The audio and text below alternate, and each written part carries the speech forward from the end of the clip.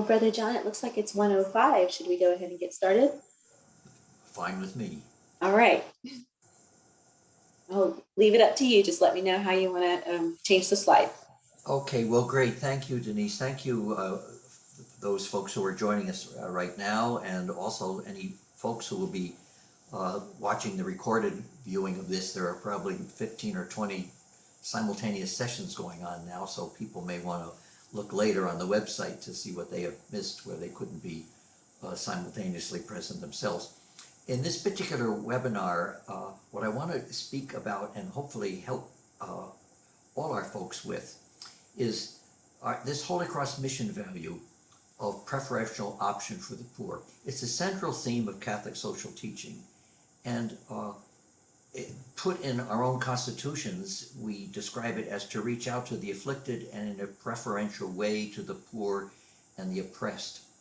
So what I want to try to do for you is to ground in the gospel and in Moreau writings and in papal and encyclicals and in synod documents to exemplify the ways this value, the basis of this value as part of our Holy Cross mission values, and then hopefully to give you some examples of what I've witnessed as Vicar General in the congregation traveling around the world of how this value is lived out in several of our areas, most specifically in Asia, Africa, and Latin America, and then hopefully our own participants who may be here in North America may be able to share how the value of option for the poor is lived out in your own institutions or institutions around you.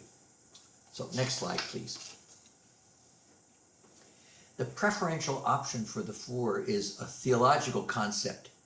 So it's firmly based in the gospel, and it's articulated precisely by the church in documents promulgated after Vatican Council II. People have spoken about the poor, and we see it in the gospel all the time, and we'll see that Father Moreau was centuries ahead of Vatican II in describing how we needed to outreach to those who are less fortunate or those who are less gifted, etc. But in fact, this preferential option for the poor was more clearly promulgated after Vatican Council II. Next slide, please, Denise.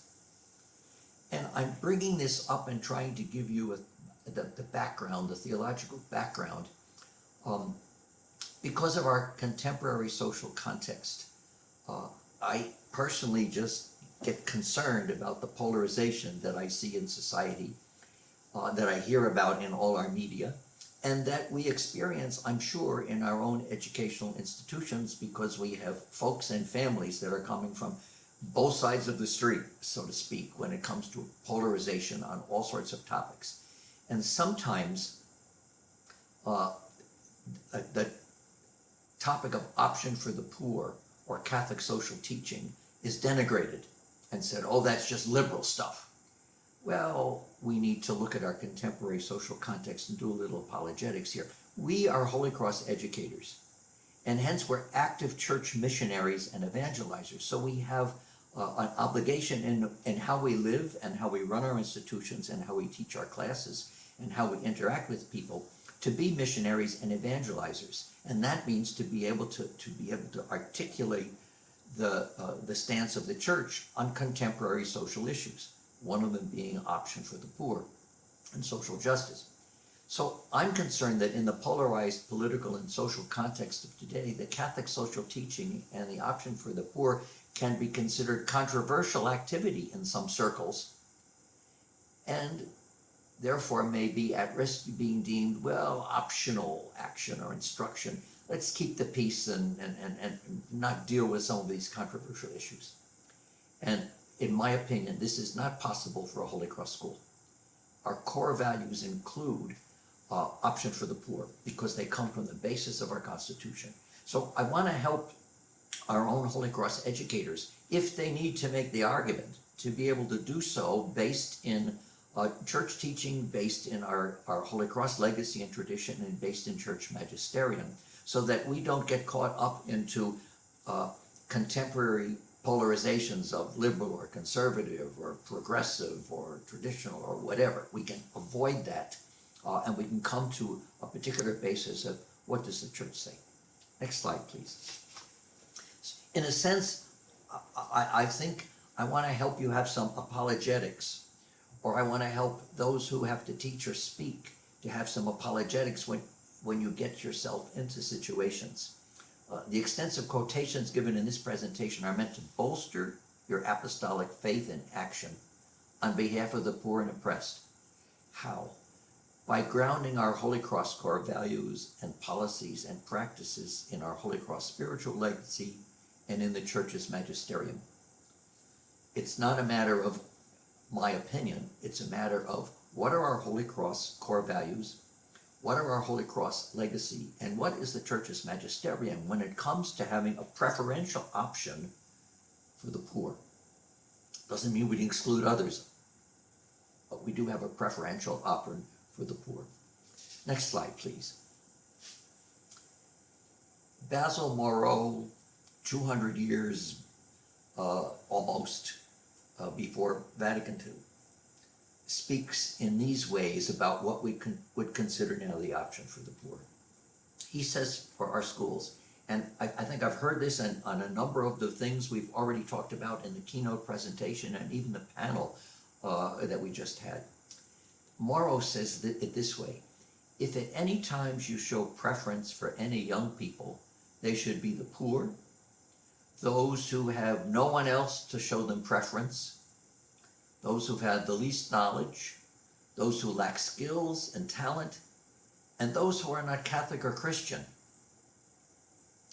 If you show them greater care and concern, it must be because their needs are greater, and because it is only just to give more to those who have received less.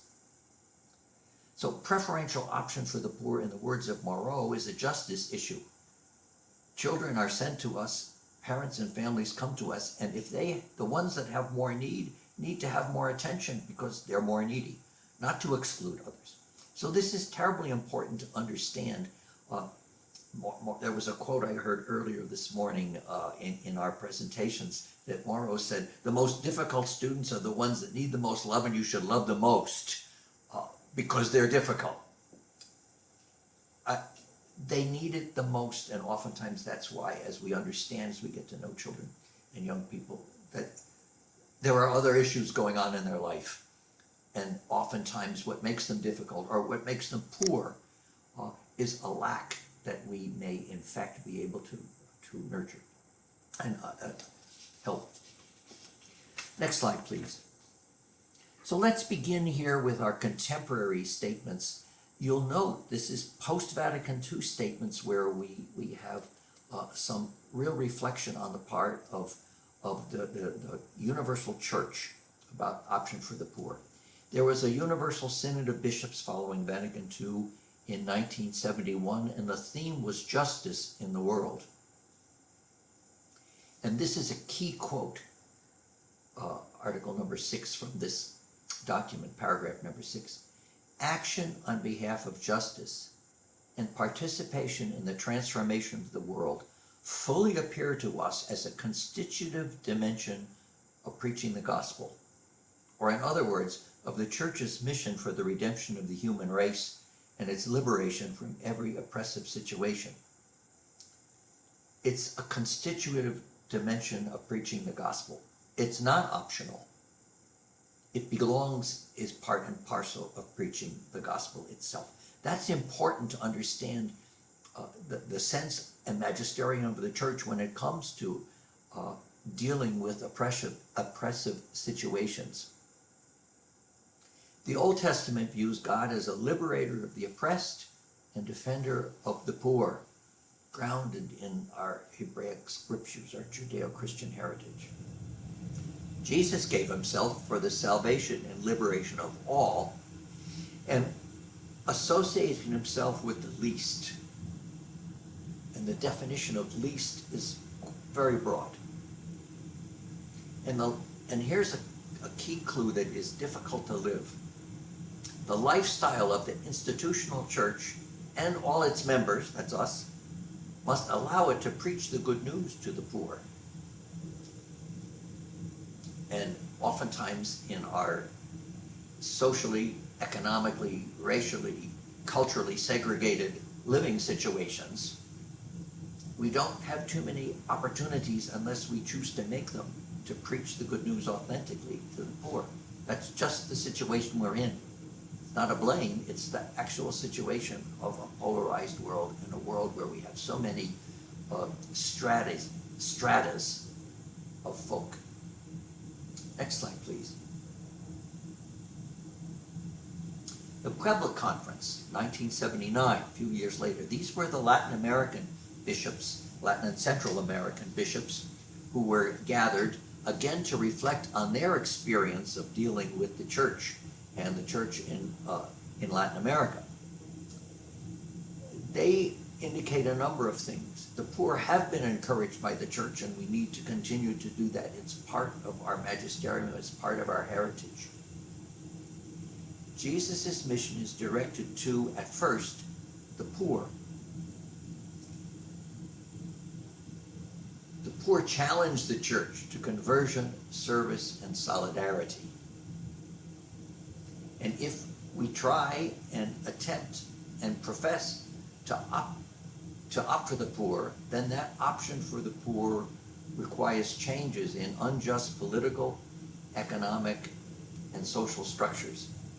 Again, it's not optional. We need to be able to address, we need to be able to comment, we need to be able to ponder what we see around us in unjust political, economic, and social structures. And again, the thorn in the side, so to speak, for so many of us good Catholic Christians. Conversion to evangelize and eliminate poverty demands an austere lifestyle and a total confidence in the Lord. And oftentimes in our developing world, developed world, an austere lifestyle and confidence in the Lord can be waned by we have so much. So we need to be conscious, I believe, of these sorts of things when we speak about option for the poor, that in our own choices, in our own opportunities for what service do we do, how do we educate ourselves to those who are poor, how do we give ourselves an opportunity to get out of whatever situation we're in at this point and have an experience where we can experience conversion and service and solidarity by, in fact, serving the poor. Next slide, please. Pope Paul VI in 1975, Evangelii Nuntiandi, it's an apostolic exhortation, and he picks up on the themes of the synod, justice in the world, in this apostolic exhortation. Many great quotes in Evangelii Nuntiandi, in that one. But key point, the mission of Jesus was going from town to town preaching the good news to the poorest. When we go back to the foundation of any of our religious communities or any of our original mission territories, it's to preach news to those who were poor, who were uneducated, who had little or no opportunities for advancement beyond subsistence living. That's how Father Dujarrier founded the Brothers of St. Joseph. No education, send them out 2 by 2 into the countryside, because somebody's got to do it. And the same way with Moreau. Send them to missionaries to Algeria or to Bengal, India, or to Indiana or Quebec, because there are needs. There are needs in this area. So Jesus went from town to town preaching the good news to the poorest. We need to continue to remember the poorest. Next slide, please. And in the United States, again, on the justice theory, Catholic social teaching in the U.S. economy, the preferential option for the poor calls the church to see things from the side of the poor. I think we are beginning as a church to see this a little better. We're beginning to write history from the side of the marginalized nowadays than from the side of the conqueror or the side of the one in charge, etc. We, at least, certainly when we study, we've had more opportunities to read the history and experience from the side of the marginalized. And that's what economic justice for all is saying. We have to see things from the side of the poor, in this case in the United States, specifically, so we can have the view of everything.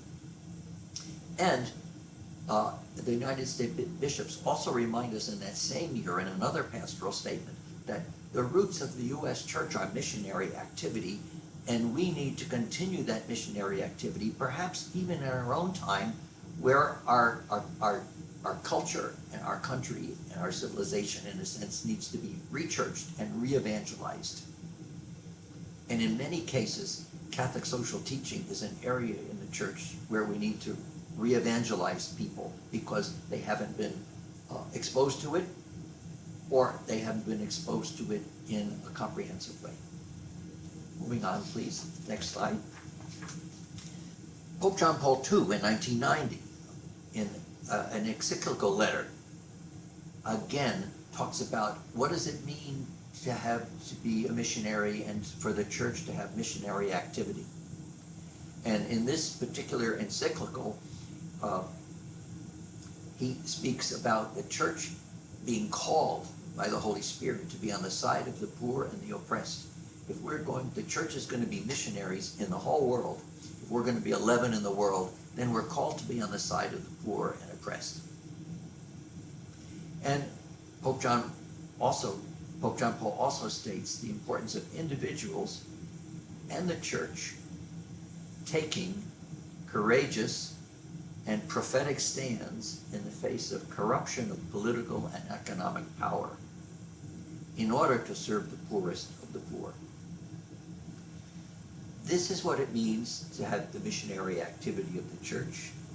This is what it means in very important context in church magisterium to say Catholic social teaching, being a missionary, being concerned and taking courageous and prophetic stands in the face of what we see around us, corruption, be it political or economic or whatever, and poorest of the poor being left out. What do we say even today when here in North America we have access to vaccines, and there are some countries, even where we have a Holy Cross presence, where they haven't even had anyone vaccinated yet because they are poor countries. These are situations where we as Holy Cross educators need to bring these contemporary issues up to our students and in our situations and be able to help people come to an understanding of why it isn't something to be overlooked or only for, as we say here in Texas, the tree huggers. Missionary activity is for everyone and is really part of the church if we're going to be true Christians and Catholics. So those are some church documents and our own Holy Cross historical documents that I think help ground us in an apologetic, if it's necessary, if it need be, for our own educational activity. And oftentimes this, we as faculty members or as administrators need to be able to raise this consciousness in the areas in which we have influence, in faculty meetings or in department activities, or when we're preparing our own subjects, or when we're going to invite guest speakers, or we're involving our young people in community service. The community service as missionaries is not only giving to the poorest and serving the poorest, but what we've seen in the other documents, also our chance to learn from the poorest, to learn from those who do not have the same experience as we do. And that's why it's so important in a Holy Cross school to have service as a required component, and to continue to educate our communities. And I would even say to educate our entire communities, not just the students we have in the school, and not just ourselves as Holy Cross educators, but also our parents, to help them understand some of these, some of this theological and church basis for having an activity that moves beyond our own comfort zone in our own area, in order not only to serve, but also to be served and to learn. I just want to research these things for Catholic educators in our Holy Cross tradition, because you might need to do that. And I just knew of some instances that have come up, not necessarily in Holy Cross schools, but in Catholic schools during this pandemic and during this, the culture wars, so to speak, that go on daily here, at least in the United States, that it's been very fragile, especially for administrators, as to how to deal with this. And for those who teach how to incorporate a broad view and a theological view of the needs of the world and of the God-given dignity of every person, how to incorporate that into everything that we do in our practice and in our teaching. So hopefully, one of the documents that is available to download is just a 2-page document that gives the references for these particular quotes that I've used and the quotes that I've used. So those who may need to refer to that don't have to download a whole 15-page PowerPoint. You can get it in 2 pages of a Word document. And hopefully that's going to be something that could be helpful for you. Let's move on now and look at how the mission values are lived out in our Holy Cross schools. And we know we have 7 or 8 mission values that we see and I see in so many of our schools. But this is a particular mission value of option for the poor. Here is a quote from a Heritage and Mission, which was a guide. Notice it comes out in 1996, so it's been in place for a while to try to articulate especially this moral vision of how do we give concrete witness to option for the poor, and how we structure our institutions and how we serve our students and our families. The quote, "A Holy Cross school finds ways of providing educational opportunities for the poor and the disadvantaged. This is true even at the cost of considerable sacrifice. Concretely, this value requires providing financial assistance to students who cannot afford full tuition, and providing educational support programs for those who require assistance with learning." This is a very important value. I can remember I was head of school at Bishop McNamara High School back when the dinosaurs roamed the earth in the 1990s.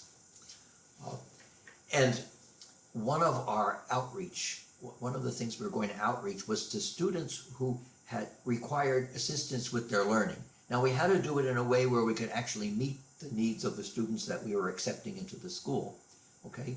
And we had to give them extra assistance, support programs in order to be able to do that. For example, we would take a group, actually, Mrs. Gossard, who followed me as president of the school, had a cohort name for this group, which I've forgotten. But the group came in and they would need double math classes and double English classes during their first and second year in order to get up to speed. Now, when you're in the Archdiocese of Washington schools, you're getting kids from the DC public schools and from Southeast Washington, as well as from rural Maryland, and they did not have opportunities for good schooling just where they were. And their parents made such a great sacrifice to bring them to the Catholic school like Bishop McNamara High School. But in fact, they came sometimes with no fault of their own, way behind. And do we just not include them? Well, some past practice was if they didn't make this mark on the entrance exam, we didn't even look at them. This was a mission decision of the board and of the school at that time to say we're going to take these particular kids and do just this, educational support programs. I can remember at the time, remember this is a culture change then. At the time I can remember faculty saying, well, you're bringing in kids here who we can't teach, who are unteachable, they shouldn't be here, and all that sort of stuff. And my vice principal was a Holy Cross sister, Sister Geraldine Bloom. She was, they used to call her one tough nun. And she was really a great disciplinarian, had been head of school herself, etc., was a member of our board, and When we went co-ed in this school, we brought her on as the assistant principal to assist the transformation of the school itself. And she volunteered to teach this particular section of kids. I said, and so if I had a faculty member who was saying, oh, we shouldn't have these kids, they're too hard to teach, I have to do much work, I said, here's the 70-year-old nun who's taken 2 English classes every day with these kids, and you're telling me, 30-something, that you don't have enough energy or experience or creativity to do this? Well, I didn't have to say more than that, because there is the lived experience of a true senior Holy Cross educator who said, this is the mission, this is what we must do, and we need to change the culture and do these sorts of things to help people who require assistance for learning. I think our schools are much more open to that these days, from my observation. We are much more open to a diversity of students, to a diversity of learning styles, etc. But in the old days, that wasn't necessarily the case, and in some cases, administrators may find pushback from faculty who have to work harder in order to be able to support programs for those who require assistance with learning. I must say that 90% of the kids that were taken in that particular program, by the time they were juniors, they were up to mainstreamed into the regular academic college preparatory curriculum. So in fact, it did work. The special attention and the additional assistance and support programs actually brought them up to speed and helped them overcome deficiencies that were not necessarily of their own making, but came from where they happened to live and therefore had happened to go to elementary or middle school. So that's a mission value for school. And obviously in times when we also have financial challenges, giving assistance, discounting tuition, finding scholarship aid for those who have financial need is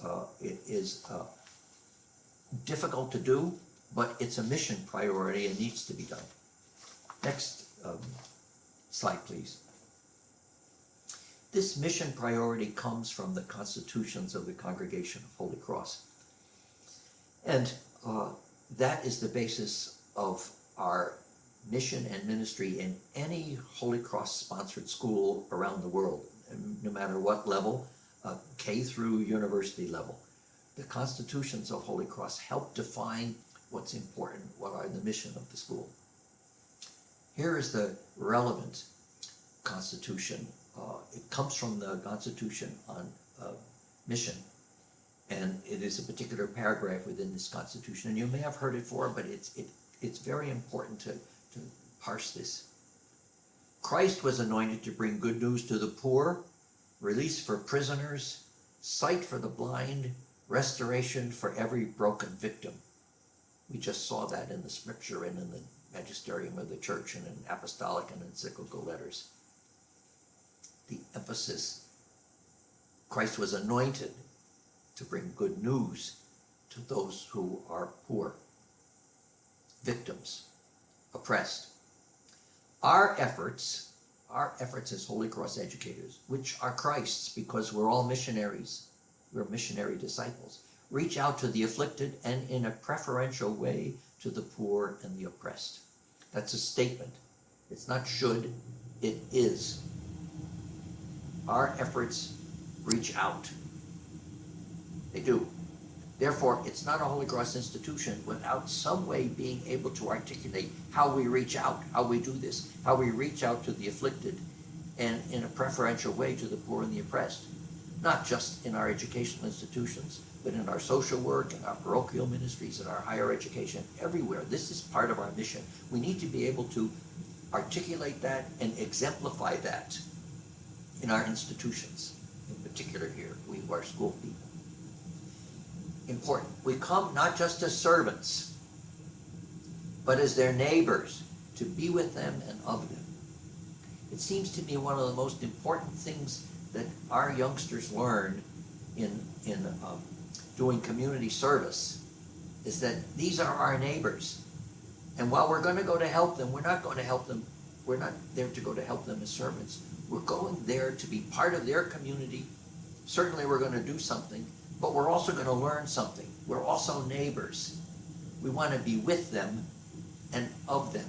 I think that whole sense of why we do service to others is to be neighbors and to also learn from those while we can give them some assistance.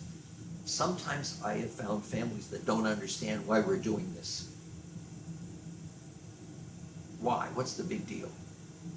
It's a mission big deal, but it's also an academic big deal, an experiential big deal, a pedagogical big deal, because if we go out, not just as servants, but also as neighbors, to try to understand the culture and the need and understand our neighbors as other human beings and people like us, we learn as much as we give. It's not that we take sides against sinful enemies. Before the Lord, all of us are sinners, and none is an enemy.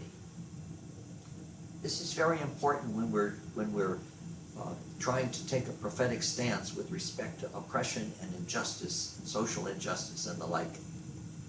It's not them and us. It's here is the situation. How do we as the human community, and especially as a Christian Catholic community, how do we, knowing that we're all sinners, understand that nobody's an enemy, that there's a problem here that needs to be addressed. There's an oppression here that needs to be remedied. There's a justice here that's not being fulfilled. It's an attitude that we need to take, and here's where it comes from. We're all sinners before the Lord. Nobody's an enemy, but there are injustices that need to be addressed. We stand with the poor and the afflicted, because only from there can we appeal as Jesus did for the conversion and the deliverance of all. To be rooted where there is problem and to understand it is how we can come and speak to all. This can happen in many ways, but I'm just thinking of one thing here. Right in the Archdiocese of San Antonio, we have thousands of young male teenagers who are migrants, unaccompanied migrants from the border, who need to be cared for here, temporarily cared for. So they're in the Coliseum with 2,000 people. The main caretaker is Catholic Charities. And the Archbishop goes every Sunday to say Mass for them and play soccer with them. He's taken some hits from people who say, why are you doing this? We ought to just have the wall at the border and shoot them on sight because they trespassed. You see this comment, believe it or not. But the church is being absolutely active. And our students here at the university, because you have to be 18 in order to be a volunteer, to help be a volunteer at the center, to help with the management, like, our kids who are bilingual are going there and doing this kind of work, and they come back. This is our university students. They come back and say, I can't believe I'm Hispanic heritage myself, but boy, when these kids are telling me what happened to them in El Salvador, or Honduras, or Guatemala, or how it took them 4 months to get here and they walked the whole way, I mean, these are big, tough, super athlete kind of college kids. They come back totally transformed. It's because we're a Catholic university. They learned more than they're giving, I think. And I've just seen that these weeks where we're having this particular situation. And it's also wonderful as to be part of the Catholic Church to see the Archbishop give an op-ed in the newspaper to say, this is why we can't ignore people like this. This is why there are people in need. We stand with the poor and afflicted because only from there, only by doing this, only by being volunteering, only by supporting Catholic Charities, can we call for the conversion, deliverance that causes these terrible problems to make people martyrs to begin with. That's what our constitutions are saying. And we who are Catholic educators have an opportunity really to educate our own students, to educate each other as faculty and staff and administrators, and to educate our families to some of the situations that are going on right in our midst right now, and be prophetic, not finger pointing, but be prophetic. We all come with our faults, but there are injustices and needs. So I think our Constitution speaks specifically about that. So those are backgrounds for any of us, okay? I'd like to transfer now just to the next slide, please, to talk about some particular examples that I've had the opportunity to observe by being in service to the congregation. The Vicar General in the Congregation of the Holy Cross is like the number 2 man. The Superior General is a Holy Cross priest, and the Vicar General has to be by constitution a Holy Cross brother. And they're elected from around the congregation for a 6-year term. And I have to say for myself, I was surprised to get elected to that because I was the Dean of Education at St. Edward's University at the time. And as they used to say, they never touch the academics, right? We have tenure, we make too much money, all that sort of stuff, blah, blah, blah, blah, blah. Even though they're religious, so you're safe, go to a general chapter, no problem. Well, in this case, the general chapter said, no, excuse me, we need you because of your background to be the Vicar General this time. So I have to resign from St. Edward's and say goodbye to all of you folks out there, some of whom I still know because they're there, and move to Rome to be Vicar General. But what an absolute opportunity to serve the others in the congregation at the time. And so here are some of the things that I got to observe of an outreach, a creative outreach on behalf of our institutional schools. May I say that we always say one of the great core values of a Holy Cross education is excellence. And our schools, no matter how humbly they began, turn into be the best schools, the best educational institutions in the area, the region, or the country. That's just what's happened over 150, 50, 40, 20 years. That's what's happened. It's happened in the United States too, but you really notice it in the developing world, it seems to me. And so we have excellent educational institutions in these countries, but there are also countries that have great need. St. Joseph Senior Secondary School and College. It's in the Mohammadpur section of Dhaka, which is the capital of Bangladesh. People know and hear about Bangladesh, okay? It's a very populous country, very industrious country, but extremely populous, a great deal of lack of education and the like in the area. St. Joseph Senior Secondary School and College is a premier institution. Waiting lists out the door, people trying to buy their way in. You know all that sort of stuff when you're one of the top schools in the area. And they have, and most of the students, again, part of Moreau's option for the poor is, we have to be concerned with Christians and non-Christians alike. Moreau sent the first missionaries 150 years ago to Bengal. There are very few Christians, 0.02% of the population or something in Bangladesh. Okay, so obviously the majority, the vast majority of the students and families that we deal with are in Bangladesh Muslim. And yet we're trying to inculcate these same activities of service and the like. St. Joseph Senior Secondary School, beautiful school. In the evening, after the school sessions are over, they run a school for the poor. So if the main 3,000 students on that campus leave to go home and do whatever they do at the end of the school day, 4, 5, 6 o'clock at night, at that time comes in the street workers, those who have no education, who are illiterate, and they have free schooling from 5 in the afternoon till maybe 9 or 10 at night in that school. Anyone is welcome. They come, the teachers in the school or other teachers come and give absolute free education in literacy, in numeracy, all the things you need just to survive if you're a small time vendor in a huge country like Bangladesh, where there are lots of opportunities for making your subsistence living, but you need some skills, and some people have had no skills whatsoever.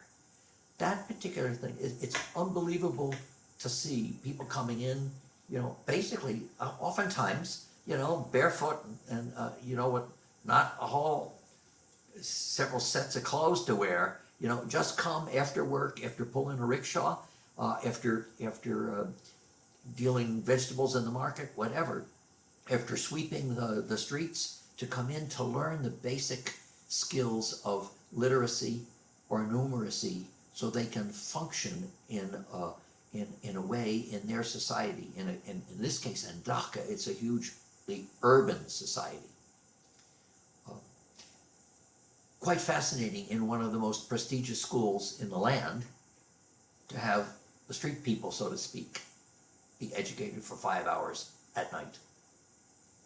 They fund all of that as part of their outreach as a private Catholic school. Holy Cross Matriculation Senior Secondary School, Salem, in Tamil Nadu, India. This is another school of 3,000 to 5,000 students. It's a boarding school too, because they come from all over. It's a marvelous school. But in that area, there was a need along the way for especially unwed mothers or girls who were coming in from the rural area and had no place to stay, but needed to come to work for their families. The school started something very small, and in fact now they have a whole building and program for unwed mothers and other young women who need to come in from the villages and need a safe place to stay and care, you know, in order to be able to turn their lives around, whatever the situation is. Unwed mothers, it's not a school, it's not teaching, it's not anything like that, but it was an absolute need in this part of India at the time that the school was founded, and it continues to be supported by Holy Cross Matriculation Senior Secondary School as an extra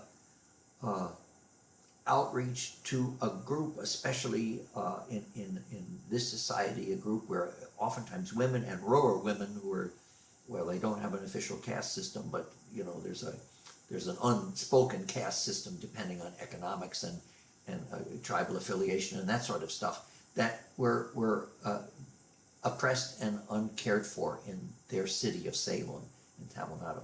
Something you wouldn't think that a high school was going to do, but it was a need, and they've done it, and they continue to fund that. In rural India, in the Northeast province of Holy Cross is a missionary province. In other words, it was founded originally, it's got a great history, this is important. Canadian and American missionaries worked in these rural areas of Bengal.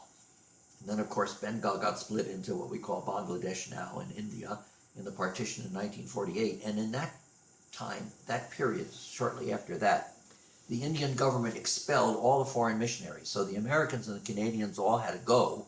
And here we had established mission posts, schools, and chapels and that sort of stuff in this area. And so our Holy Cross religious went to South India and recruited Indians from South India to become missionaries. And they trained them and brought them up to the Northeast to be missionaries in their own country. And the Northeast and the South of India are very different from one another in terms of language and culture and even times of climate and food and all that sort of stuff. So they're true missionaries even in their own country.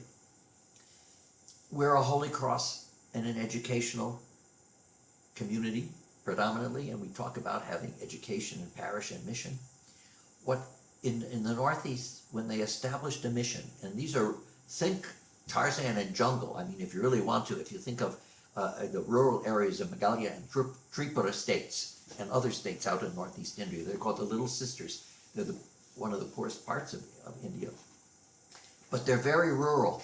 They would establish a mission, and then with the mission you'd establish an elementary school, and that would grow to a middle school, which would grow to a high school, which in some cases grows to even to a junior high school. Again, they use the British form, so you've got O-level and A-level on the secondary school, which is comparable sometimes to American junior college, etc. And at this literally jungle site, you've got the church with all sorts of external chapels. You've got the schools which grow over the years. Students don't live near this place because they live out in the bush, so they have to walk And so they walk in on the beginning of the week and stay in a youth hostel, etc., to do their studies, etc., and perhaps go home on the weekend to help out in the village or with whatever else they may need in their own families, etc. They have a clinic. Every school has a clinic. So you have a whole mission compound in Northeast, which always has a school, often up to secondary level, always has boarding, because students come from so far away and come from really rural areas, always has church, always has a health clinic. They're like our, we have missions here in Texas as you have in California also. It's the whole thing. Help people with what are needed in healthcare, in education, in their spiritual life, and in learning skills, etc., in order to survive and have a better life. That is the whole focus of the Northeast Province schools, and obviously they need funding from the rest of the congregation, everybody else, in order to be able to do this kind of mission work along the way. So they're all schools, but they have different outreaches depending on the area. In Africa, in Tanzania,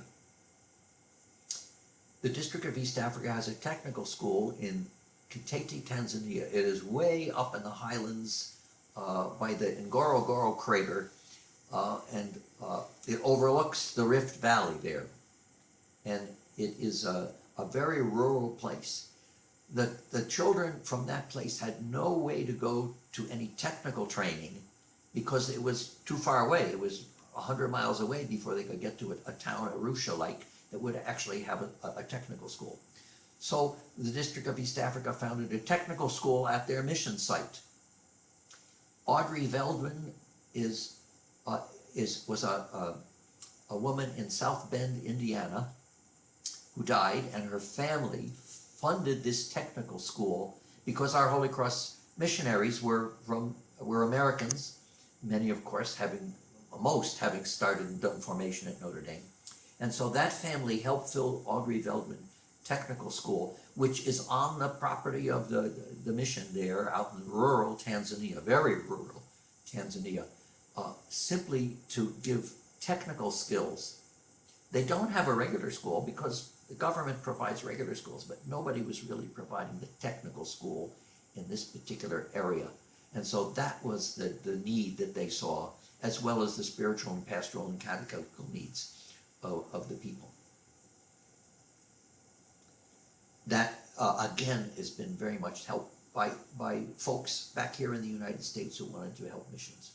And in the District of West Africa, the District of West Africa does sponsor a technical school, but lots of times students who are going to the technical school really have no school fees, as they say in Africa. They don't have school fees. You know, so they operated tuition free, basically. But oftentimes kids are coming from, again, rural areas, and they need a place to live.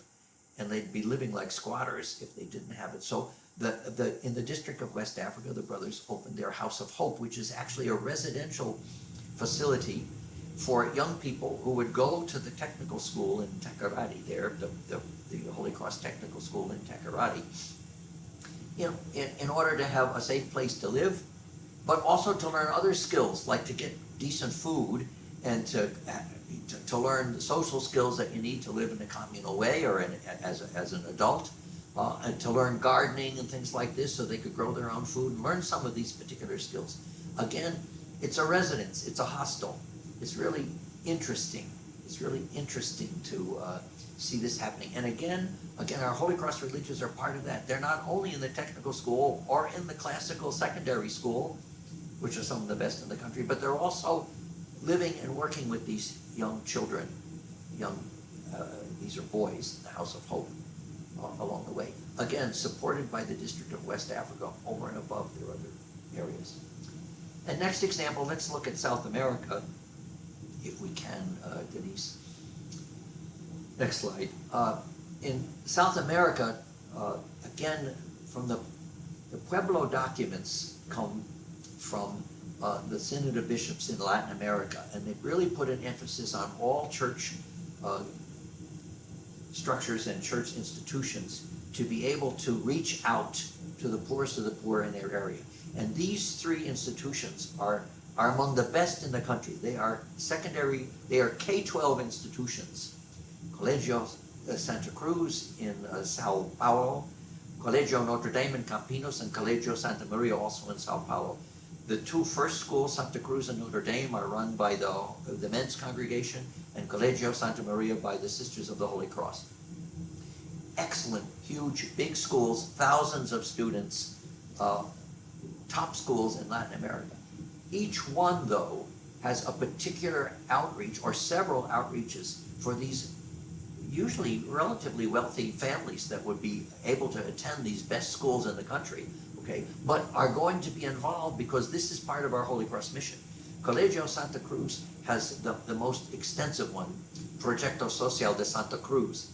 They have a center for several of these in one area in conjunction with our Holy Cross parish in the area, in Jaguaré, a lower class, lower economic area of Sao Paulo.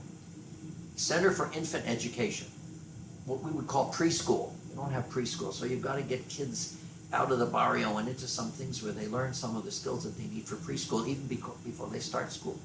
And a Center for Youth and Adolescence.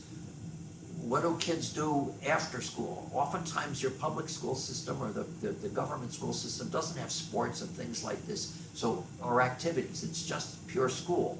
It's pretty bare basic school. So a Center for Youth and Adolescence, so young people can get together and pursue sports or pursue camaraderie with each other, etc. A Culture and Professional Center for parents or for those who are trying to upgrade their own skills in order to be able to work in the service industry or clerical industry or whatever. A Cultural and Professional Center that gives what we would call adult education to those who need it in order to secure a job or to advance in their particular career. Educational volunteers, the kids from Colegio Santa Cruz are part of all of that, the kids and the faculty from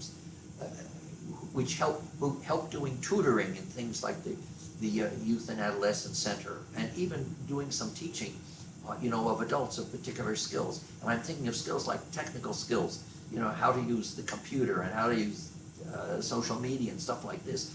The high school students are teaching relatively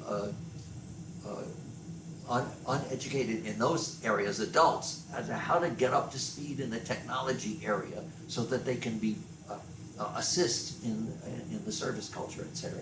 And then Project for People with Mental Handicaps.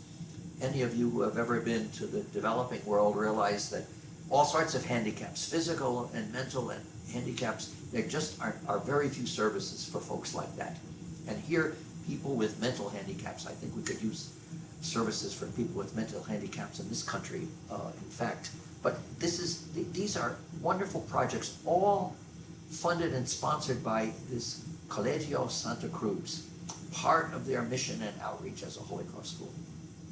In Campinas, Colegio Notre Dame, Centro Comunitario M.A.L.S, Brother Andre, the community center, Brother Andre Community Center, is an area that deals with especially children in one of the barrios around Campinas.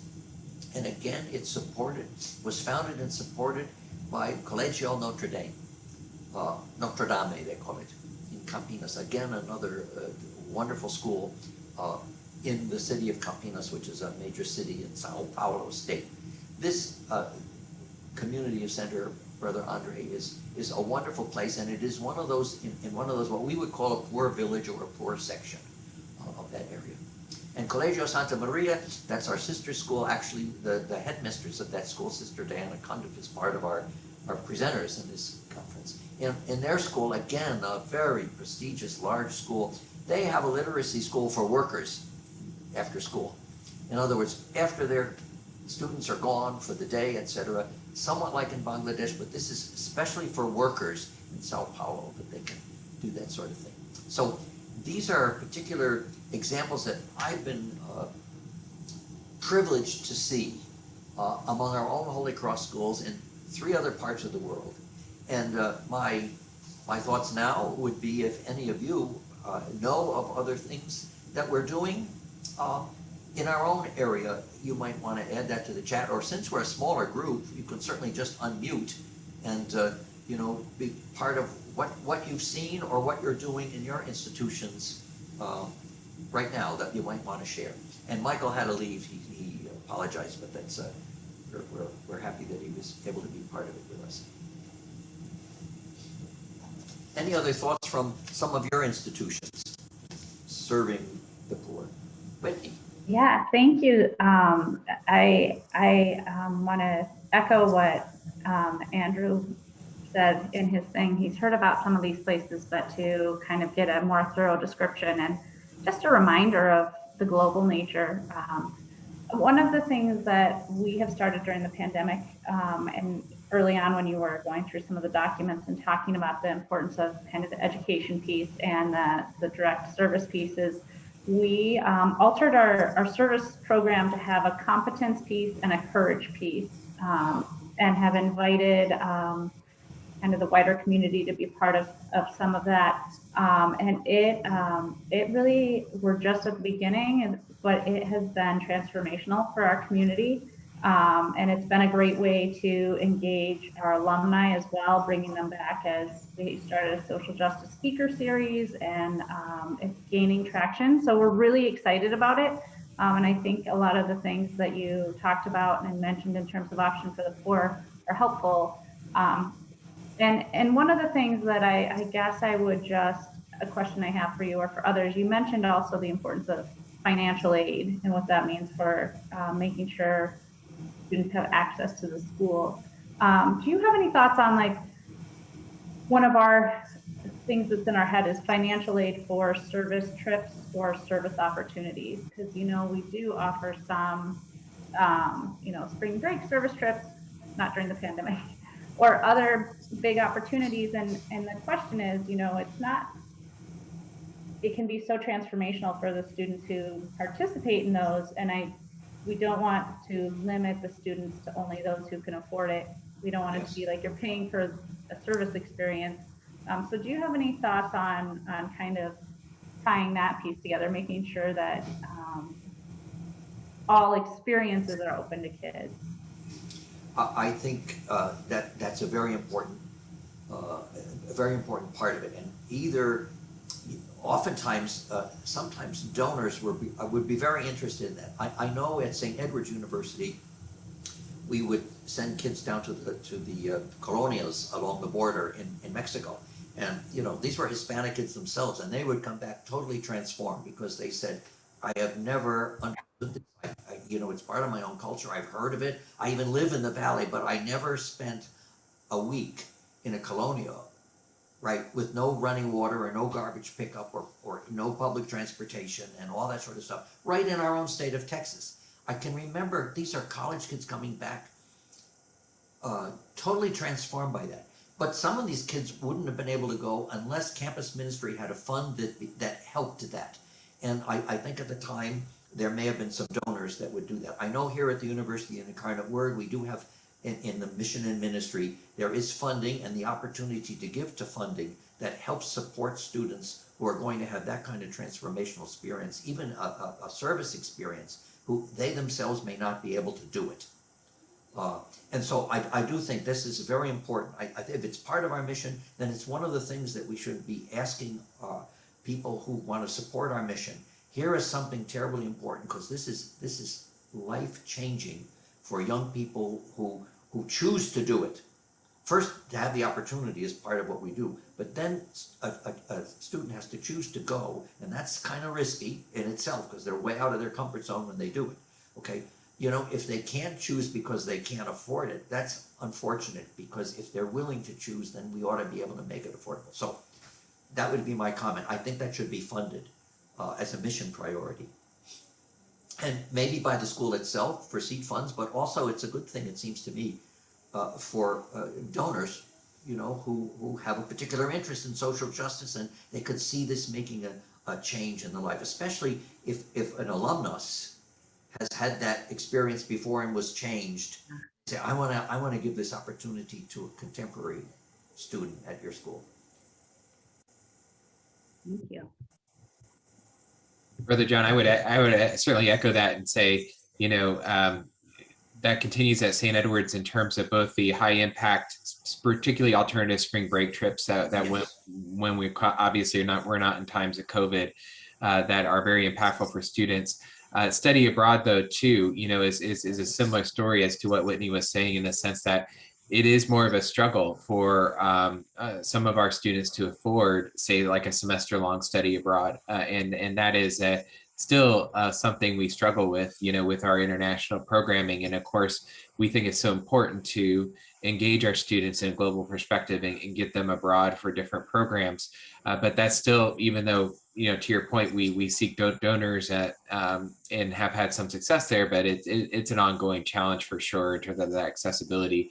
The program I was going to mention is, of course, one that you're very familiar with, Brother John, and that's our camp program, right? Oh, which I think for St. Edward's University is one of our most powerful expressions of outreach to individuals who have often been marginalized, in this case, migrant agricultural families, and providing students from those families with four-year scholarships. And that's an instance of a program that has been, in addition to being funded by the federal government, really successful in attracting donor support, right? And partly because donors are so compelled by these student stories of students who come from such humble and in often cases migrant or itinerant backgrounds, and achieve tremendous outcomes and go on to do great things. And of course, now we have a very long history of that. But so that's, for us, has been, at least in my mind, it's one of our most profound and powerful expressions of our mission, even though there's certainly many other ways that we try to express and live this preferential option for the poor that you're referring to,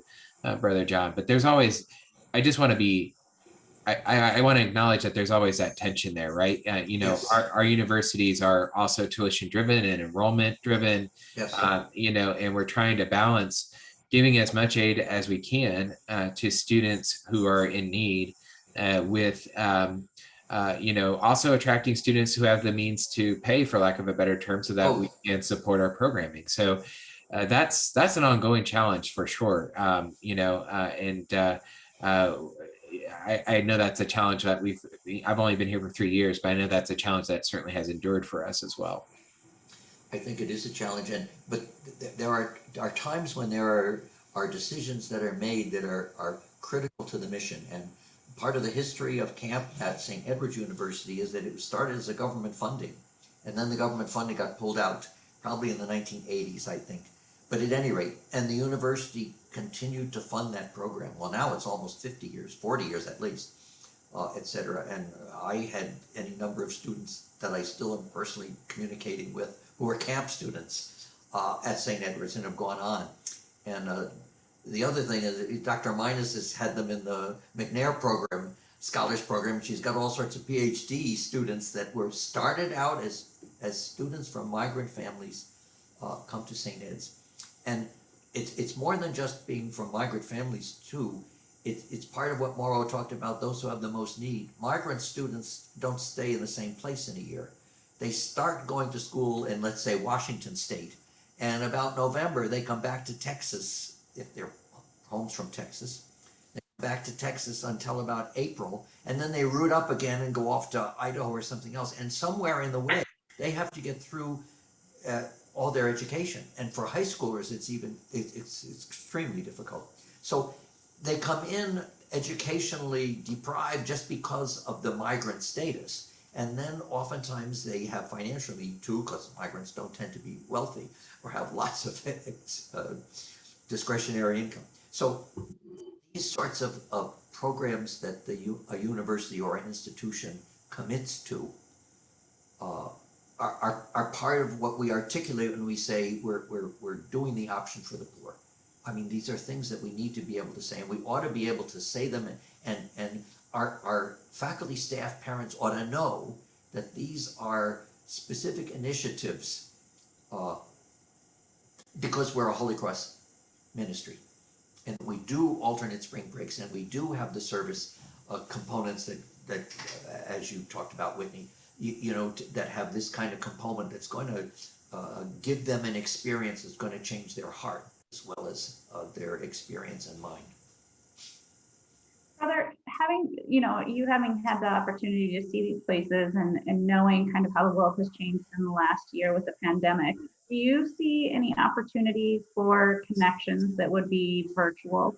I mean, I think about the costs and the logistics of sending, and I'm at a high school, you know, sending students to one of these places would be monumental, you know, and so, but I feel like as we've advanced in our technology and kind of just reshaped the way we see education, would there be the possibility of, you know, Zooming with each other from different communities, or finding another way to see and to learn from one another's experiences? My understanding is that everybody across the world on all the continents has had to learn how to do the Zoom stuff, has how to learn how to do virtual education in some way, shape, or form. So now more than ever, whether they wanted to do it or not, people have the capacity. I think, Whitney, I think that's something that should be asked directly to Dr. Clark to say, how can you start something like this? Because you don't have to send somebody to Mexico or to Peru or to Asia. You can be on the internet together. Right here in San Antonio, one of the high schools I work with is St. Anthony's Catholic High School. We just did a whole semester of teaching back and forth with one of the CCVI sister schools, so the Sister Charity of the Incarnate Word, that's our sponsor here, sister schools in Mexico City. So St. Anthony's Catholic High School, 5 of them took, I think it was math and science there, and 6 or so from Institute Miguel Angel in Mexico City took the same class here. Well, they're offering classes in person and visually simultaneously, so it was no big deal for the kids in Mexico City to tune in to the class, just like the kid in San Antonio who's at home doing it virtually. I think there are real opportunities right now, because everybody's had to deal with this virtual learning around the world. There are real opportunities to make connections, and perhaps Dr. Clark can start initiating, asking for that, and make some sort of contacts. Well, and I think especially with the schools in South America and places where the time zones are more similar. Latin America, Mexico and Central and South America are easiest because the time zones work best. But Yeah. you know, we've got kids in Vietnam that start their day at 8 o'clock at night and go till 1, and then they go to sleep in order to be part of a virtual learning in San Antonio.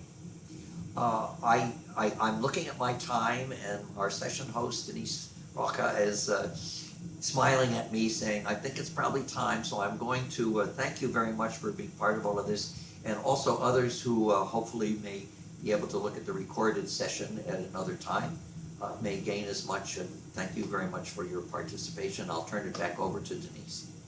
Thanks, brother. We just have 2 minutes left, so perfect. Very good. Thank you all. And I see Brother Adolph has just tuned in here on the side. He's a graduate student here at the University of Incarnate Word, a Holy Cross brother here in San Antonio. Hi, Adolph. You're welcome. Thank you, everyone. Nice Thank you. Appreciate the opportunity. Bye-bye. Thank you, brother. Take care.